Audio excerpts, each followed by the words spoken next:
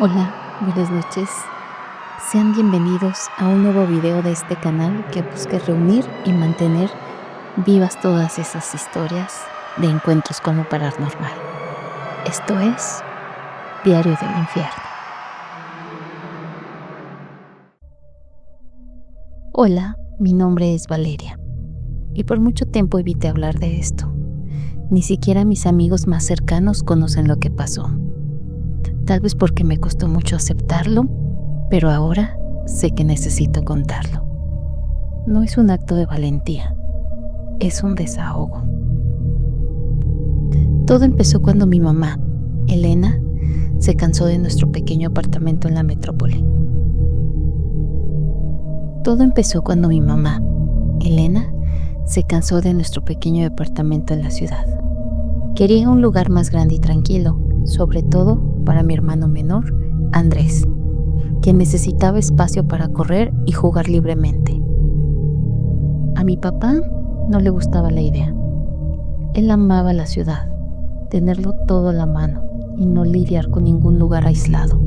Pero al final cedió, pensando en el patio donde podría sembrar su propio huerto.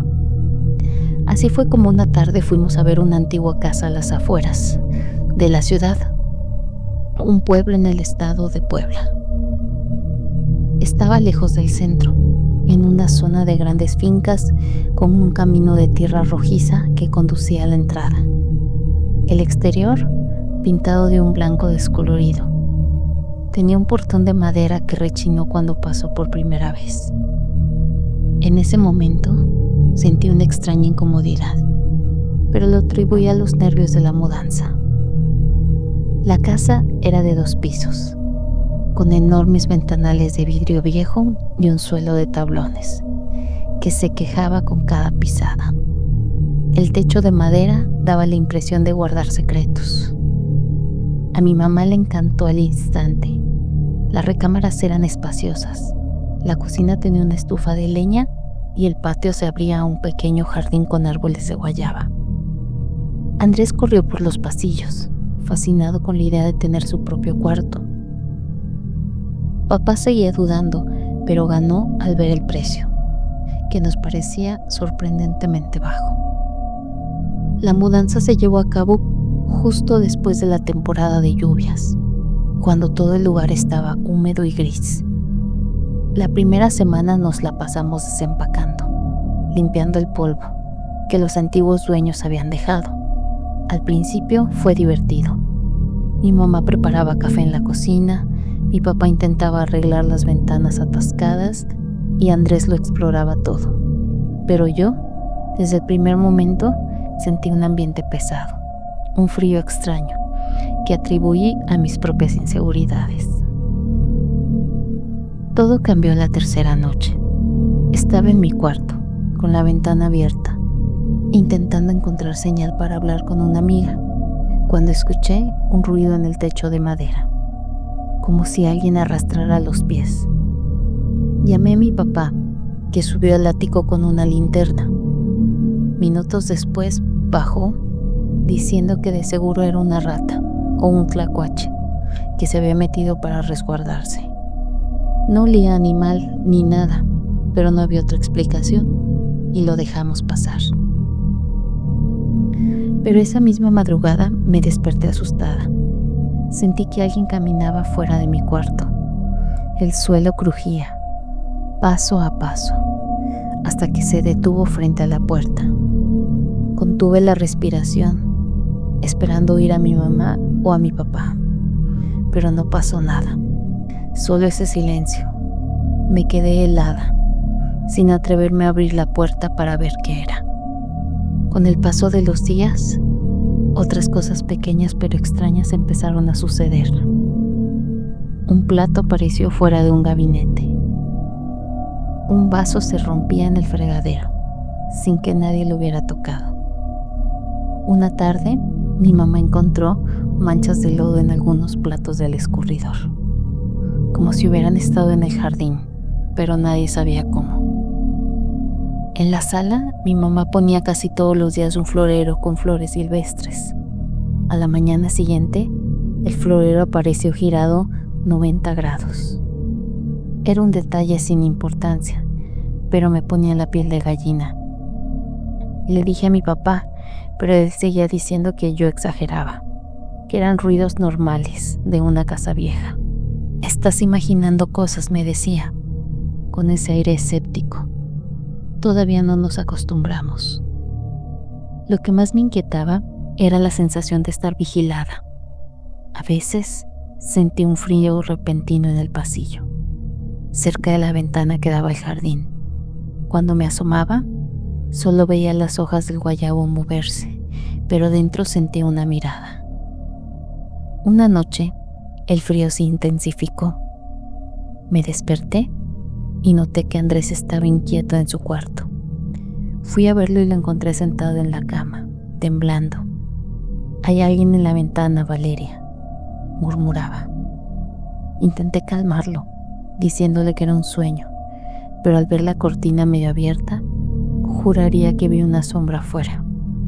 Tal vez solo fue el árbol, pero mi corazón se aceleró. Después de eso, Andrés empezó a tener pesadillas recurrentes, siempre hablando de una niña de cabello oscuro que aparecía en el pasillo.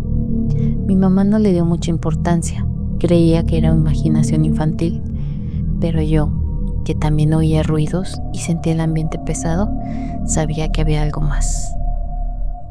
Un día, mientras mi papá limpiaba el pasto en el jardín, escuché un ruido fuerte en el área de servicio. Corrí y vi un bote y una huella de lodo enorme, mucho más grande que el pie de cualquiera de nosotros. Me quedé sin reaccionar hasta que mi papá llegó. «Debe ser una marca vieja de algún albañil», dijo, tratando de restarle importancia. «Pero habíamos limpiado todo antes. ¿Cómo apareció eso ahora?» Pensé en tomar una foto, pero cuando regresó con el celular, la huella ya no era tan nítida. En ese momento, decidí investigar la zona en internet. Descubrí que hacía décadas una niña había desaparecido en un rancho cercano, y el caso nunca se resolvió. Se lo comenté a mi mamá. «Valeria, solo quieres asustarme», me respondió. «Ponte a estudiar y deja de imaginar cosas». Yo sentí que esa información era importante, aunque no estaba segura de si tenía que ver con nuestra casa. Aún así, estuve más atenta a cualquier sonido, a cualquier sombra en el jardín, a cualquier rincón oscuro. Bajar por agua a la cocina de noche se convirtió en un acto de valentía. Andrés ya no quería dormir con la luz apagada, solo la quería encendida para que ella se vea más borrosa. Una noche, un olor extraño, como humo mezclado con tierra, se extendió por toda la casa. Mi mamá abrió las ventanas, pero el olor no se iba. Mis ojos empezaron a arder y Andrés tuvo un ataque de tos. Mi papá creyó que era un problema de las tuberías, pero no encontramos nada. El olor simplemente persistió unos 15 minutos y desapareció. Mientras el olor era fuerte, intenté grabar con el celular. Cuando escuché la grabación, noté un murmullo, casi un susurro. Parecía una voz femenina diciendo algo inentendible.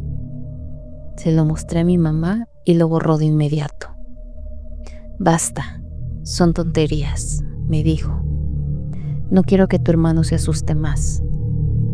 Me di cuenta que ella también tenía miedo, pero lo negaba. La tensión en la casa crecía y discutíamos por cualquier cosa.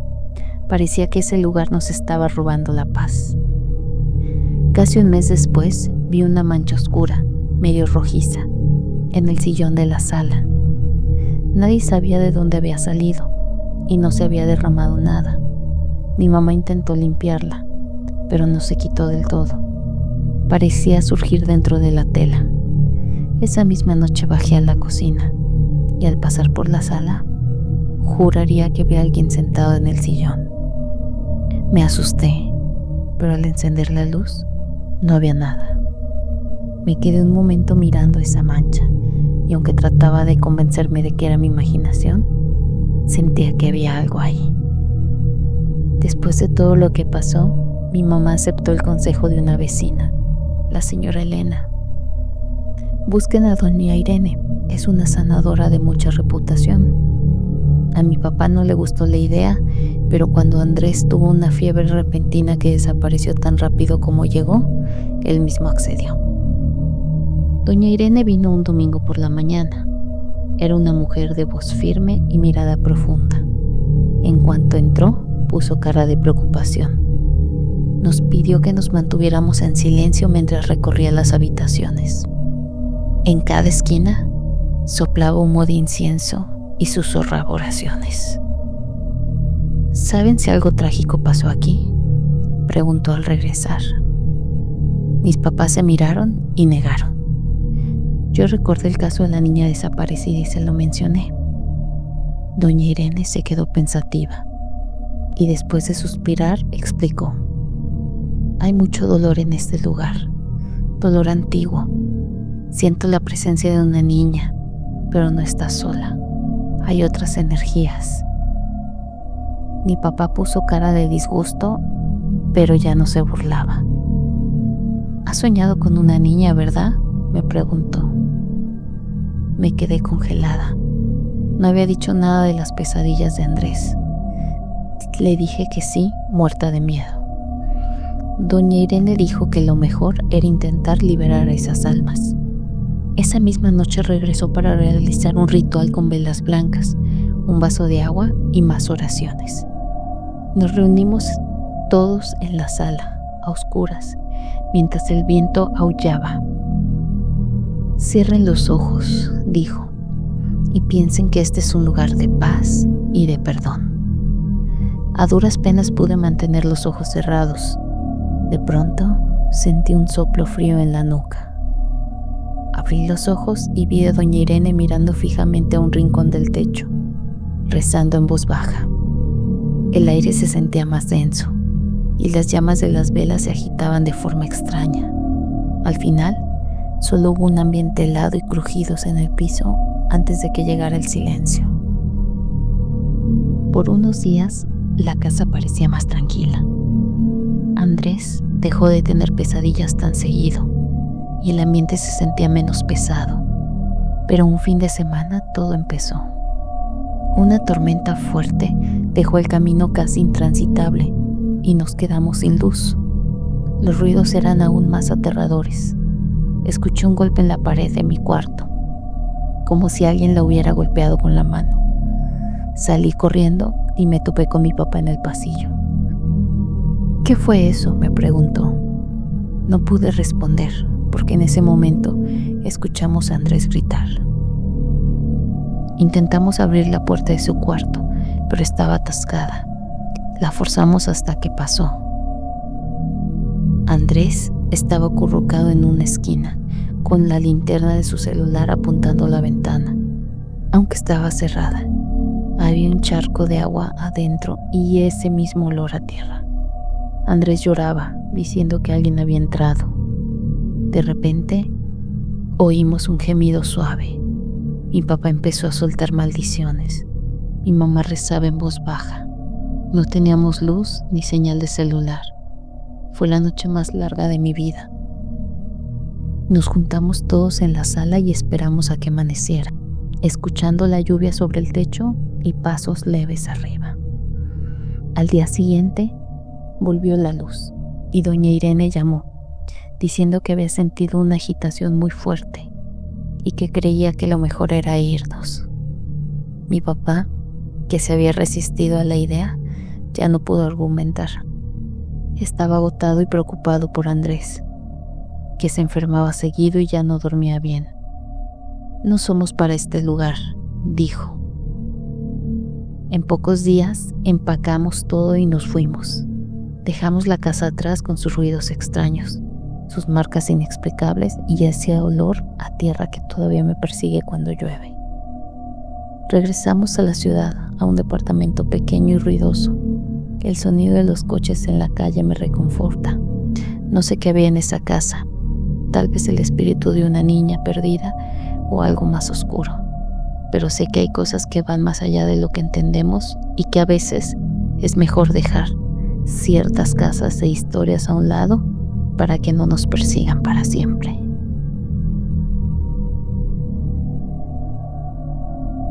Gracias por acompañarme hasta el final de esta historia. Recuerden que detrás de cada relato puede esconderse una verdad inquietante, algo que tal vez está más cerca de lo que imaginamos. Si estas experiencias te gustaron, te hicieron sentir un escalofrío, te invito a suscribirte a este canal, dejar tu like y activar la campanita para que no te pierdas ninguno de nuestros próximos relatos de terror. Aquí seguimos cada noche, dándole voz a las sombras y a los secretos que pocos se atreven a contar. Nos vemos en la próxima historia en Diario del Infierno.